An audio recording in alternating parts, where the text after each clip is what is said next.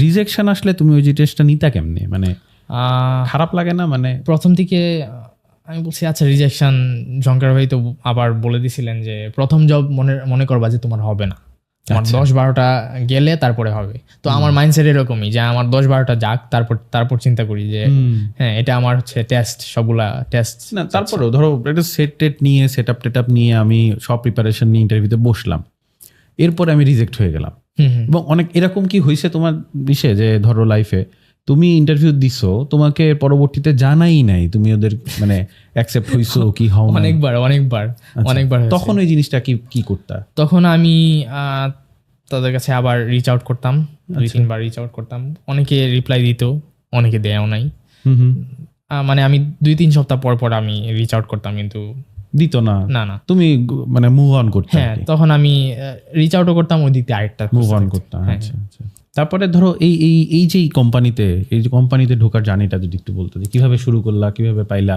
বললা তো যে তুমি লিঙ্কডইনে তোমাকে হচ্ছে, হ্যাঁ উনি আমাকে মেসেজ, তারপরে ইন্টারভিউতে গেলা, ইন্টারভিউ থেকে নিয়ে নিল। হ্যাঁ, ইন্টারভিউর মধ্যেও অনেক সেলসের বিষয় হয় আর কি। এখানেও সেলস? এখানেও সেলস। কিরকম?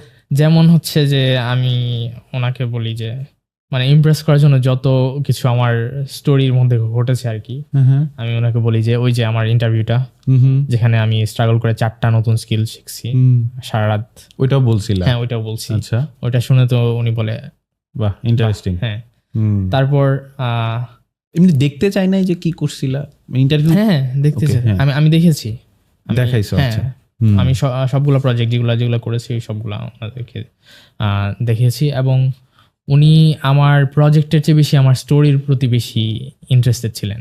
আচ্ছা, তোমার স্টোরি টেলিংটার কাছে ভালো লাগছে। তার মানে আমাদের স্টোরি টেলিংটাও একটা দরকার। হ্যাঁ অবশ্যই, নিজেকে উপস্থাপন করা।